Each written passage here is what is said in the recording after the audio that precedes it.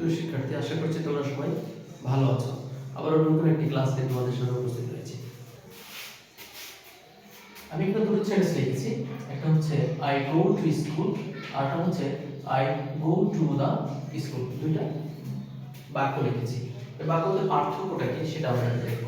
I go to school, I go to the school, দুইটা পার্থক্য শুধুমাত্র এখানে এই স্কুলের পূর্বে দা আছে আর স্কুলের পূর্বে দা নেই।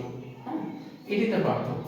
এখন এই দুটো একটাতে দা হয়েছে আর একটা দা হয়নি, হওয়ার কারণটা কি আর না হওয়ার কারণটা কি, ওকে, এটা নিয়ে আমরা জানব। আই গো টু স্কুল তার মানে আমি স্কুলে যাই। স্কুলে যাই কেন? হয় শিখতে অথবা শেখাতে, এই দুইটা একটা। তাহলে এখানে যদি শিখতে যাই আর শেখাতে যাই তাহলে এটা সঠিক। আর I go to the school, এটা কি আসলে ভুল?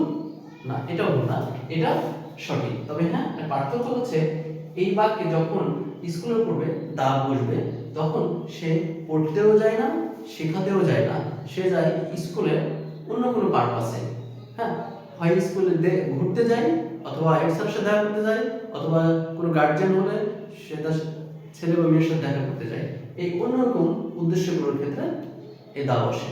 এরকম বিভিন্ন ক্ষেত্রে আমরা বলতে পারি কি I go to the market. এখানে দ্য মার্কেট বলতে এখানে বোঝানো হচ্ছে কি আমি যে মার্কেটে যাচ্ছি এটা হয় কিনতে যাচ্ছি, না হয় বিক্রি করতে যাচ্ছি, তা নয়, মানে মার্কেটে ঘুরতে যাচ্ছি।